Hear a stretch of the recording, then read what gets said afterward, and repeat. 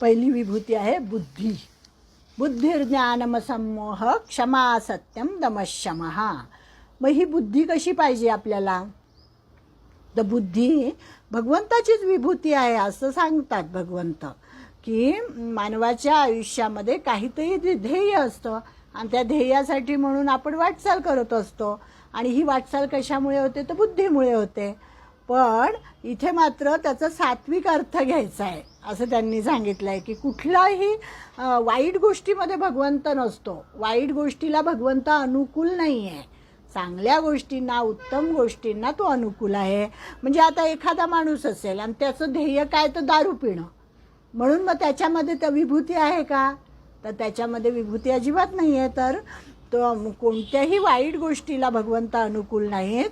ही पहिल्यांदा आपण मनाची धारणा करायची, की जेव्हा भगवंत म्हणतात की अमुक एक गोष्ट मी आहे, म्हणजे काय? की त्या वस्तूतील जो उत्तम भाव आहे, उत्तमातला उत्तम भाव, तो म्हणजे भगवंताची विभूती आहे. मग आता बुद्धी, प्रत्येकाचा आपल्या ध्येयाकडे वाटचाल करताना ज्यामुळे निश्चय होतो, दृढ निश्चय होतो, त्या मार्गावरून वाटचाल करायला आपल्याला सामर्थ्य ज्याच्यामुळे लाभते, त्याला बुद्धी असं म्हणतात. आणि मग सात्विक ध्येयाकडे माणूस जातो, त्याला सात्विक बुद्धी म्हणतात. आणि आता आपल्या ह्याच्यामध्ये हे सुख आहे, हे दुःख आहे, हे उत्तम आहे, हे अधम आहे, अशी जी विचार करण्याची, जी निर्णय करण्याची जी क्षमता आहे ती त्या बुद्धीमध्ये असते. निवड करण्याची क्षमता बुद्धीमध्ये असते. आणि बुद्धी ही कशी आहे म्हणे? तर सत्वगुणाची वाढती अवस्था म्हणजे बुद्धी आहे. दुर्बुद्धीचा इथे काही प्रश्नच नाही आहे. ही सगळी सद्बुद्धी, सद्बुद्धीबद्दलच आपण बघतोय की आत्मा आणि जीव यांच्यामधील जागेमध्ये ती राहते म्हणे बुद्धी, असं ज्ञानेश्वर माऊलींनी सांगितलं आहे. आणि अंतःकरण हे आपलं जे अंतःकरण आहे ते 4 गोष्टींनी बनलेलं आहे. म्हणजे मन, बुद्धी, चित्त, अहंकार, या 4 गोष्टी त्याच्यात येतात. म्हणजे बुद्धीचा समावेश कशात होतो? अंतःकरणामध्ये होतो. आणि मग त्याच्या क्रिया व्यापारामुळे ते नाव त्याला दिलं गेलं आहे. देह अहंतेचे शहाणपण तिथे तिये नावगा बुद्धी जाणं, असं म्हटलं आहे. आध्यात्मिक दृष्टीने पाहता जीवाशी तन्मय होणारी ही बुद्धी, जी शरीराशी तादात्म्य पावते, ती दुर्बुद्धी आहे असं त्यांनी म्हटलंय. आणि जी परब्रह्माशी तादात्म्य पावते तिला सद्बुद्धी असं म्हटलेलं आहे. जी विकारांकडे जाते ती दुर्बुद्धी. अविवेकी जीव तिच्या सल्ल्याने वागून संसार, स्वर्ग, नरक यातच भ्रमण करत राहतो आणि त्यांना आत्मसुख दृष्टीसही पडत नाही. परंतु जी सद्बुद्धी असते, जी परमेश्वरावर विश्वास ठेवून त्याप्रमाणे वाटचाल करणारी जी बुद्धी असते, तिला मात्र आत्मसुख मिळतं आणि तिचा प्रवास हा सात्विकच प्रवास असतो आणि ती परमेश्वरापर्यंत ती बुद्धी आपल्याला घेऊन जाते, मानवाला. म्हणून ज्ञानेश्वरीमध्ये एक ओवी आहे बघा, की जैसी दीपकळिका धाकुटी परी बहुतेजा ते प्रगटी, तैसी सद्बुद्धी ही थेकुटी म्हणू नये, अशी एक ओवी आहे. की अंधार असेल एखाद्या खोलीमध्ये आणि तिथे जर एखादं मेणबत्ती लावली, छोटासा दिवा लावला, तर तो दिवा छोटा आहे म्हणून त्याचा प्रकाश छोटा आहे का? नाही. तो दिवा जरी छोटा असला तरी सुद्धा सगळी ती खोली जी अंधाराची झालेली असते ती प्रकाशमय होऊन जाते. तशी सद्बुद्धी एवढीशी जरी असली तरी ती सद्बुद्धी आहे. त्यामुळे तिला थेकुटी कधी म्हणू नये. ती धाकुटी जरी वाटली तरी तिला थेकुटी कधी म्हणू नये. तर ती भगवंताकडे नेणारीच आपल्याला असते. त्यामुळे एवढीशी जरी असली तरी सुद्धा सद्बुद्धीच असावी असं त्यांनी सांगितलं आहे. वास्तविक बुद्धी म्हणजे स्वस्वरूपाच्या निश्चयाची शोभा आहे. स्वस्वरूप म्हणजे काय? मी आत्मा आहे, मी ब्रह्म आहे, हे ज्या बुद्धीला पटलेलं असतं ती सद्बुद्धी. आणि अशी ही सद्बुद्धी असते. बुद्धियोग त्याला म्हणतात. मग त्यांनी सांगितलं आजकालचा बुद्धिवाद नाही बरं का म्हणे. बुद्धिवादामध्ये काय तर्क करायचे, कुतर्क करायचे, हे असं नाही, ते तसं नाही, असं मांडणारे बरेच तर्कट असतात. तर तो बुद्धिवाद वेगळा आणि बुद्धियोग वेगळा. योग म्हणजे काय? त्याच्याशी जोडलं जाणं, भगवंताशी जोडलं जाणं. मग जो बुद्धीच्या योगाने, जो बुद्धीच्या सहाय्याने भगवंताशी जोडला जातो त्याला बुद्धियोग असं म्हणायचं, त्याला ज्ञानयोग असंही म्हणतात. आता पुढचं ज्ञान शब्द आलेला आहे. बुद्धिर्ज्ञानम सम्मोह, ज्ञान. मग मी ज्ञान आहे, ज्ञान ही माझीच विभूती आहे असं भगवंतांनी सांगितलंय. मग कर्तव्य काय, अकर्तव्य काय, सार काय, असार काय, न्याय काय, अन्याय काय, विवेक कोणता, अविवेक कोणता, सत काय, असत काय, म्हणजे हा जो निरक्षीर विवेक आहे ना, तो ज्याच्यामुळे घडतो त्याला ज्ञान असं म्हणतात, त्याला ज्ञान असं म्हणतात. एक सुंदर असं सुभाषित सांगितलंय त्यांनी इथे. काकः कृष्ण पिकः कृष्ण त्वभेद पिक काकयोः वसंते समुपायाते काकः काकः पिकः पिकः. किती सुंदर सुभाषित हे, की कावळाही काळा असतो आणि कोकिळही काळी असते. दोघेही रंगाने काळे असतात, पण दोघांमध्ये फरक काय आहे? तो फरक केव्हा कळतो? तर कवी म्हणतो की थांबा जरा वसंत ऋतू येऊ द्या, वसंत ऋतू आला की कळेल कावळा कोणता आणि कोकिळ कोणती. तर मग वसंत ऋतू आल्यानंतर कोकिळेचा पंचम स्वर ऐकू येतो आणि मग कळतं की अरे हे जरी काळी असली, कावळ्यासारखी दिसत असली तरी ही कोकिळा आहे. म्हणजे वर्णाने दोघेही काळे असले तरीसुद्धा कावळ्यापेक्षा कोकिळा वेगळी असते हे त्या वेळेला कळते. म्हणजे निरक्षीर विवेके तू हंसो हंसहा बको बकहा. हंससुद्धा शुभ्र आहे आणि बगळासुद्धा पांढरा शुभ्र आहे, म्हणून ते दोघं सारखे आहेत का? तर ते दोघे सारखे नाही आहे. त्यांच्याकडे जर आपण, त्यांच्याजवळ जर आपण दूध ठेवलं तर हंस जो असतो तो बरोबर दूधच ग्रहण करतो आणि पाणी खाली राहतं, आणि जो बगळा असतो त्याला तसं काही करता येत नाही. म्हणजे निरक्षीर विवेक बुद्धी कोणाकडे आहे तर ती राजहंसाकडे आहे, बगळ्याकडे ती नाही आहे. केवळ बाह्य गोष्टीचे साधर्म्य असले म्हणजे दोघं एकच आहेत असं म्हणता येत नाही. हे कशासाठी सांगितलं? ज्ञान. म्हणजे आपल्याला ज्या इतर सगळ्या गोष्टी, भौगोलिक ज्ञान आहे आम्हाला खूप, आम्हाला या देशाचं ज्ञान आहे, आम्हाला या भाषेचं ज्ञान आहे, आम्ही अनेक ग्रंथ वाचलेले, आम्हाला खूप माहिती आहे, आमचं खूप शिक्षण झालं आहे, ह्या सगळ्या ज्या गोष्टी आहे ना संसारातल्या, त्या सगळ्या काय म्हणतात ते, त्याला ज्ञान म्हणत नाहीत. त्या जरी सारख्या वाटल्या तरीसुद्धा जसं कावळा आणि कोकिळ तसं आहे म्हणे. जे आत्मज्ञान आहे, जे आत्म्याबद्दलचं ज्ञान आहे, जे ब्रह्माबद्दलचं ज्ञान आहे तेच खरं ज्ञान आहे, आणि या बाकी सगळी जी गोष्टी आहेत हे सगळी माहिती आहे असं त्यांनी सांगितलंय. सत असत हे दाखवणारे ते आहे.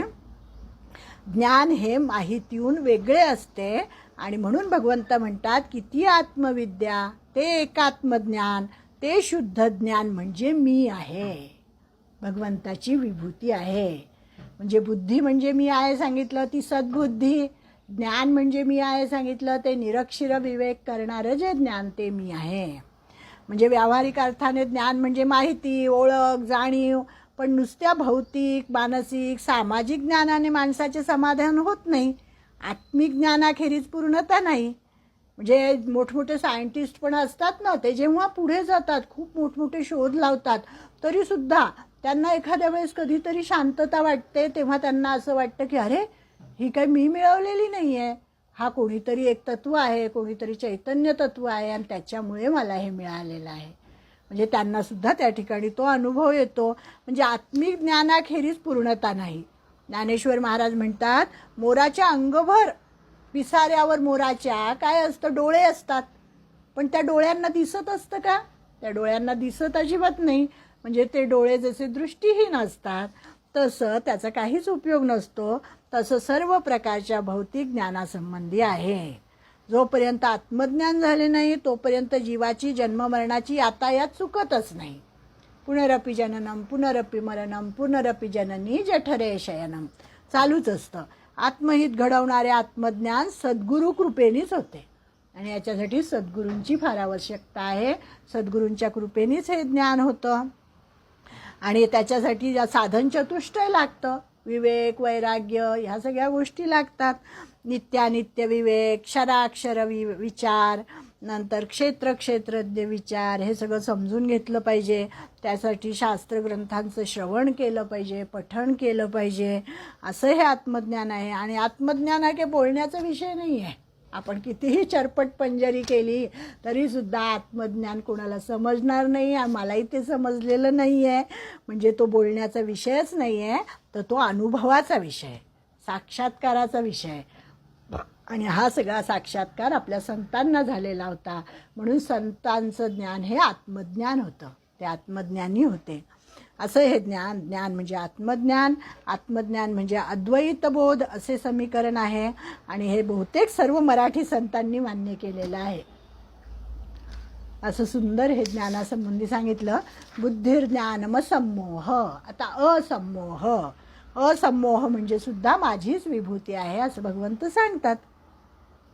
मग आता हा असम्मोह म्हणजे काय आहे, तर माणसं आयुष्यामध्ये वारंवार संमोहित होत असतात. मोह होतो ना आपल्याला, सगळ्या गोष्टींचा मोह होतो आपल्याला. अर्जुनालाही तो झाला होता.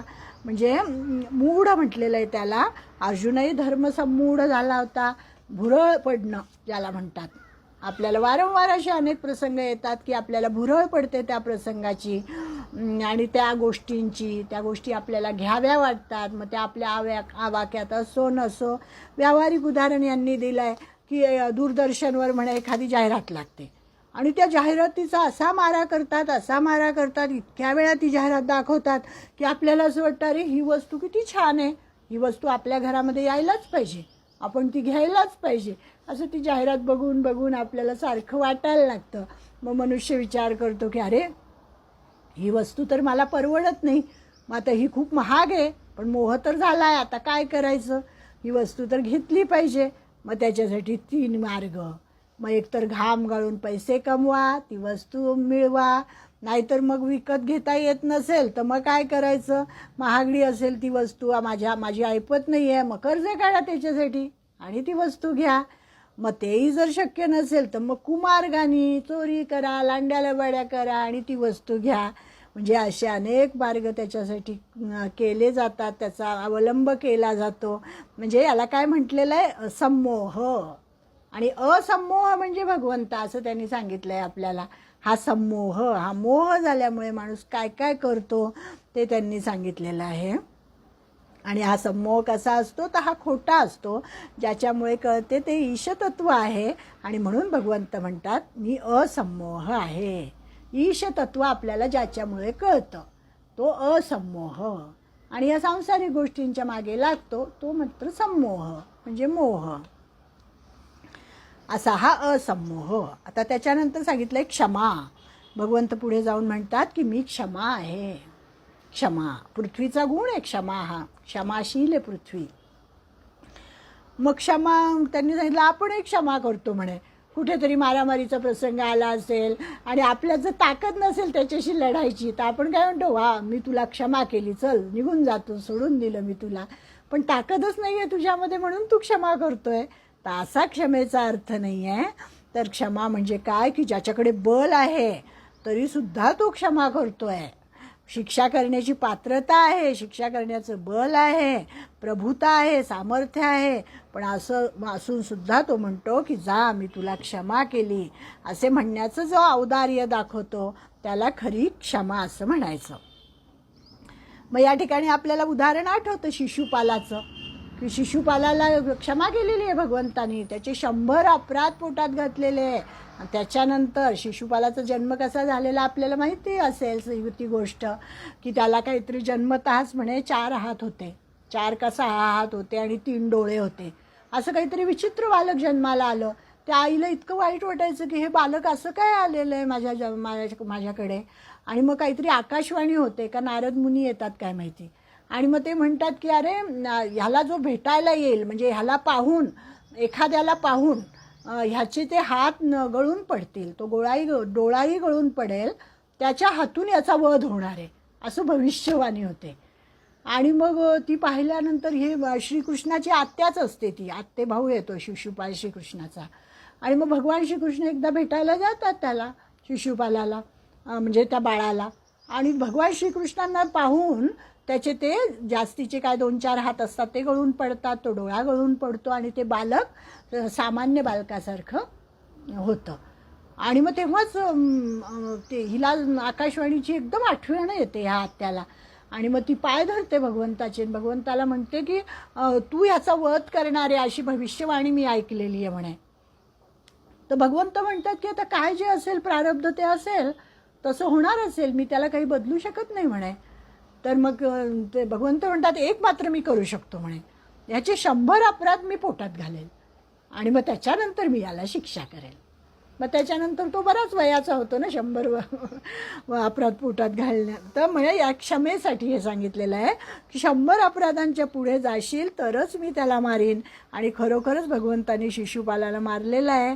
त्यांच्याकडे सामर्थ्य होतं खरं तर, त्याच्या वाईट वागणूक पाहून ते त्याला मारू शकत होते, परंतु त्यांनी ते केलेलं नाही आहे. तर त्याला क्षमा केलेली आहे. म्हणजे दुसऱ्याचे अपराध पोटात घालणे म्हणजे क्षमा करणे होय.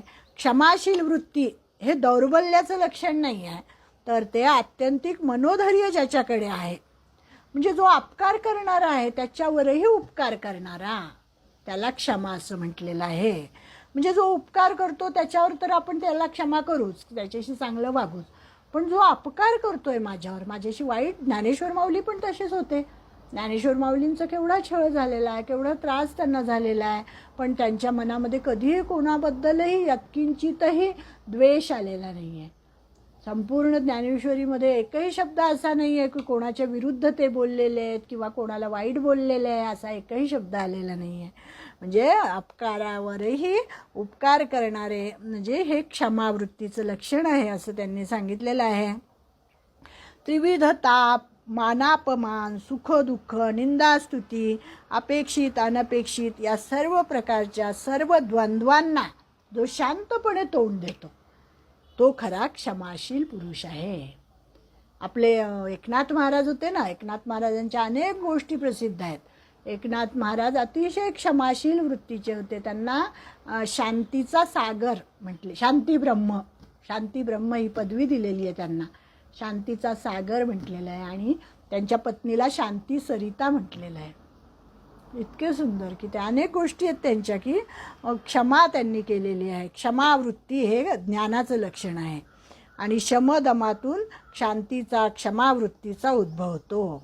अंतर्बाह्य निग्रह साधला तरच खरीखुरी सहनशीलता अंगी वाढते आणि म्हणूनच क्षमेला सहनसिद्धी असं सुद्धा एक समर्पक नाव ज्ञानेश्वर महाराजांनीच दिलेलं आहे. अतिशय सुंदर अशा ह्या सगळ्या विभूती आहेत. बुद्धिर्ज्ञानम सम्मोह क्षमा सत्यम. आता हे सत्य काय आहे? सत्य ही माझी विभूती आहे. या सत्याचा पण इतका सुंदर अर्थ की आपण व्यवहारामध्ये जे सत्य म्हणतो, खरं बोलणं असं आपण ज्याला म्हणतो, पण भगवंतानी इथे जे सत्य सांगितलेलं आहे ते कसं आहे? ऋताधिष्ठित सत्य, ऋत असं म्हटलेलं आहे. तर ऋत आणि अनृत हे दोन्ही शब्द सत्यासाठी वापरलेले आहेत. आणि हे सत्य कसं असतं तर ह्याच्यासाठी त्यांनी एक की ज्या सत्यामुळे अनेक लोकांचं कल्याण होईल त्याला सत्य म्हटलेलं आहे. मग ते व्यवहारामध्ये खोटं जरी वाटलं, असत्य जरी भासलं तरी सुद्धा ते सत्यच असतं, कारण त्याच्यामुळे अनेकांचं कल्याण झालेलं आहे. तर ह्याच्यासाठी महाभारतातला एक दृष्टांत आहे, तो सगळ्यांना बहुतेक माहिती आहे, तरी मी सांगते की द्रोणाचार्य होते आणि द्रोणाचार्य महाभारतामध्ये युद्धामध्ये लढत होते, इतके पराक्रमी होते की त्यांनी धनुष्यबाण ठेवायचं काही, धनुष्यबाण जोपर्यंत ते ठेवणार नाही तोपर्यंत ते अनेकांना मारणार, युद्ध काही थांबणार नाही, असं चित्र त्या ठिकाणी महाभारती युद्धामध्ये निर्माण झालेलं होतं. आणि मग भगवान श्रीकृष्णांच्या मनामध्ये एकदम आलं की आता ह्या द्रोणाचार्यांना थांबवायचं कसं, तर काहीतरी केलं पाहिजे. तर त्यांनी भीमाला जवळ बोलावलं आणि भीमाला सांगितलं की तू काय कर, तो एक अश्वत्थामा नावाचा हत्ती आहे त्याला मार. म्हणजे अश्वत्थामा हा द्रोणाचार्यांचा मुलगा असतो आणि त्यांचं अतिशय प्रेम असतं त्या मुलावर, की जोपर्यंत अश्वत्थामा पडत नाही, तो मरत नाही, तोपर्यंत द्रोणाचार्य काही त्यांचं धनुष्यबाण खाली ठेवणार नाही, आणि जोपर्यंत ते ठेवणार नाही तोपर्यंत या युद्धाला काही अंत होणारच नाही. तर मग शेवट होणार नाही युद्धाचा. मग काय करायचं? तर काहीतरी असं केलं पाहिजे की ज्या कारणाने द्रोणाचार्य आपलं धनुष्यबाण खाली ठेवतील आणि युद्ध करणार नाहीत. तर त्यांचा वधही झालाच पाहिजे म्हणजे या कारणासाठी. तर मग भीमाला सांगितलं जातं की तू अश्वत्थामाला हत्तीला मार आणि तू सांग की अश्वत्थामा मेला. मग हे जरी खोटं असलं, आपल्याला खोटं वाटलं, तरी सुद्धा त्याच्यातून अनेकांचं कल्याण होणार आहे म्हणून हे भगवंतांनी केलेलं आहे. आणि मग भीमाने तसं केलं आणि तो तिथे जाऊन मोठमोठे नगारे वगैरे वाजवले आणि सांगितलं त्यांनी अश्वत्थामा मेला, अश्वत्थामा मेला. पण क्षणभर द्रोणाचार्य डळमळीत झाले असतील, पण नंतर त्यांच्या एकदम लक्षात आलं की हा भीम बोलतोय, आपण धर्मराजाला विचारू. कारण धर्मराजा हा सत्य बोलणारा होता आणि त्या सत्य बोलण्यामुळे त्याचा रथ म्हणे जमिनीपासून 3 अंगुळं वरती चालायचा. असं सत्य तो बोलायचा, तो कधीही खोटं बोलायचा नाही. कोण? धर्मराजा, मोठा युधिष्ठिर. आणि मग त्या युधिष्ठिराला भगवान श्रीकृष्णाने समजावून सांगितलं की हे बोलणं किती योग्य आहे. हे जरी तुला असत्य वाटलं असलं तरी हे असत्य नाही आहे, कारण ह्याच्यामुळे अनेकांचं कल्याण होणार आहे, अनेकांची जीव वाचणार आहेत, पुढे निरपराध लोकांचे जीव वाचणार आहेत. तर तू या ठिकाणी हे कर. आणि अर्जुनाला हे पटलं नाही म्हणे, पण मग धर्मराजाला हे पटलं की ठीक आहे, भगवान सांगतायत ना, मग आपण हे केलं पाहिजे. म्हणून मग नरोवा कुंजरोवा म्हणजे काय केलं मग धर्मराजानी की त्या समोर गेले, त्या द्रोणाचार्य जिथे लढत होते तिथे आपला रथ नेला आणि द्रोणाचार्यांनी त्याला विचारलं की कारण खरं आहे का हे अश्वत्थामा मेला हा म्हणतोय, ते खरं आहे का? मग ते म्हणाले की नरोवा कुंजरोवा म्हणजे नर मेला का हत्ती मेला. मग हत्ती हा शब्द एकदम हळूच बोलले आणि अश्वत्थामा मेला हे मोठ्याने बोलले, पण नरोवा कुंजरोवा कुंजर हा शब्द हळूच बोलले. की पण सुरुवातीला यांनी धर्मराजा बोलला म्हटल्याबरोबरच त्यांचा एवढा विश्वास होता की धर्मराजा हा कधीही खोटं बोलू शकत नाही आणि त्यामुळे द्रोणाचार्यांनी आपलं धनुष्यबाण टाकून दिलं. म्हणजे त्यांनाही काय होतं, त्यांनाही मोहच होता आपल्या मुलाबद्दल. ते पुढे त्यांनी सांगितलेलं आहे, ते सांगते मी. पण हे म्हणजे कशासाठी की अश्वत्थामा हतहा. द्रोणाचार्यांना भीष्माकरी भगवंतांनी हे सांगितलं तेव्हा भीष्मा हे नाही म्हणजे भगवंतांनी हे काय सांगितलं होतं म्हणे, हे ऋताधिष्ठित सत्य सांगितलेलं होतं. असं सत्य सांगितलेलं होतं की ज्या योगे सर्व प्राणीमात्रांचे कल्याण होते, असा शब्द, असा विचार, अशी कृती म्हणजे सत्य आहे. आणि वैश्विक नियमांना तोलून धरणारीच ही सगळी ऋताधिष्ठित सत्याची कल्पना आहे असं त्यांनी आपल्याला सांगितलं आहे. शाश्वत मूल्य आहे, हे सत्य आहे, अहिंसा आहे, अपरिग्रह, अस्तेय, ब्रह्मचर्य, तप, स्वाध्याय, शौच आणि ईश्वर प्रणिधान हे सगळं त्याच्यामध्ये येतं. आणि या सगळ्यामध्ये ते ईशतत्व असतं. म्हणून त्या सत्यामध्ये मी आहे, अशा सत्यामध्ये मी आहे असं भगवंतांनी सांगितलेलं आहे. आणि त्यांनी पुढे सांगितलं की व्यवहार भगवंतांनी इथे दाखवून दिलं की युधिष्ठिराचा रथ हा जमिनीला लागला त्याच्यानंतर की तो आधी तो सत्य बोलायचा तेव्हा त्याचा 4 अंगुळेवर रथ चालायचा. म्हणजे याचा अर्थ असा की सत्य व्यवहारात कसे वापरायचे हे युधिष्ठिराला माहिती नव्हतं, की तो फक्त सत्य धरून चाललेला होता की असत्य बोलायचं नाही. पण असं सत्य बोलून काय उपयोग आहे की ज्याच्यामुळे अनेकांचं अकल्याण होईल, हे भगवंतांनी त्याला समजावून सांगितलं, त्याला दाखवून दिलं या उदाहरणावरून. आणि जे विश्वविज्ञान आहे त्याला व्यवहार ज्ञानाची जोड द्यावी लागते आणि ऋताधिष्ठित सत्य आचरावं लागतं, हेच त्यांनी सांगितलं. द्रोणाचार्यांची जी दृष्टी होती म्हणे ती केवळ कशी होती, व्यक्तिगत होती. की त्यांच्या मनामध्ये स्वार्थ होता की जोपर्यंत माझा अश्वत्थामा, माझा मुलगा उभा आहे तोपर्यंत मी धनुष्य टाकणार नाही, असं त्यांचं होतं. मग अश्वत्थामा मारला गेला म्हटल्यावर त्यांनी धनुष्य टाकून दिलं. म्हणजे ते काय सगळ्यांसाठी लढत होते का? सगळ्यांचा विचार त्यांच्या मनामध्ये नव्हता. तर ते पूर्णपणे व्यक्तिगत दृष्टी होती त्यांची. त्यांचं युद्धाचं तत्त्वज्ञान त्यांच्या व्यक्तिगत विचारांवर आधारलेलं होतं. पण भगवंताचं तसं नव्हतं. भगवंतांना समष्टीचं कल्याण करायचं होतं. भगवंताचा स्वतःचा स्वार्थ त्याच्यामध्ये काहीच नव्हता. आणि भीमाची दृष्टी कशी होती, व्यावहारिक दृष्टी होती म्हणे की भगवंत सांगत आहेत ना, मग ते बरोबरच असलं पाहिजे, मग मार म्हणजे मार, म्हणून भगवंतांचं ऐकलं, लगेच हत्तीला मारलं. म्हणजे युधिष्ठिराची दृष्टी ही नीतीची होती, धर्माची दृष्टी होती की मी हे काय करावं काय नाही, हे धर्माच्या चौकटीत बसतं आहे की नाही, असा तो विचार करायचा. त्याच्याही वर एक ऋताची सत्तत्वाची दृष्टी जी असते ती भगवंताची दृष्टी होती आणि ती त्यांनी या धर्मराजाला शिकवली या उदाहरणावरून. म्हणजे याला सत्य असं म्हणतात असं त्यांनी सांगितलेलं आहे. म्हणजे या तत्वापुढे महामानवसुद्धा तुच्छ असतो, कारण ते सत केव्हाही जगले पाहिजे. सत जगले तर समाज जगला, सत जगले तर मानवजात जगली, सत जगले तर मानवाला सात्विक दिशा मिळेल. भगवंताची दृष्टी अशी आहे की नीती जगली पाहिजे, न्याय जगला पाहिजे. आणि म्हणून अशी महाभारतामध्ये अनेक उदाहरणं आहेत की त्या ठिकाणी भगवंतांनी अनेक वेळा खोटं बोललेले आहेत, पण ते त्यांचं खोटं नाही आहे, तर ते त्यांचं सत्य आहे. म्हणजे सत्यालाही परमेश्वरच म्हटलेलं आहे. सत्यम ज्ञान अनंतम नित्यम आहे की नाही. सत्यम शिवम सुंदरम म्हणतो आपण. म्हणजे सत्य ही परमेश्वराचीच विभूती आहे असं त्यांनी आपल्याला सांगितलेलं आहे. म्हणजे अशा 4 विभूती आपण या ठिकाणी पाहिल्या. बुद्धी, ज्ञान, असमोह, क्षमा आणि सत्यम 5. आता पुढच्या वेळेस आपण दम, शम, सुखम, दुःखम हे सगळं बघू. 5-59 झालेच ना.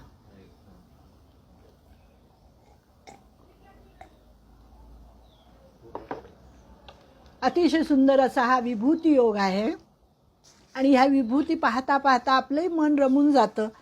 सृष्टीमधला परमेश्वर कसा पाहायचा ते आपल्याला आता याच्या पुढे सांगतील. ते प्राण्यांमधला परमेश्वर कसा पाहायचा, सृष्टीमधला परमेश्वर कसा पाहायचा, निसर्गामधला परमेश्वर कसा पाहायचा, दुर्जनामध्येही कसं परमेश्वराचं दर्शन आपल्याला घडतं तेही सांगतील ते आपल्याला. अतिशय सुंदर असा हा अध्याय आहे. पुढच्या रविवारी याच्या पुढचा भाग आपण बघू. त्यामुळे एवढं बोलून मी आता माझ्या वाणीला विराम देते आणि या ठिकाणी थांबते. ओम तत्सत श्री कृष्णार्पणमस्तु.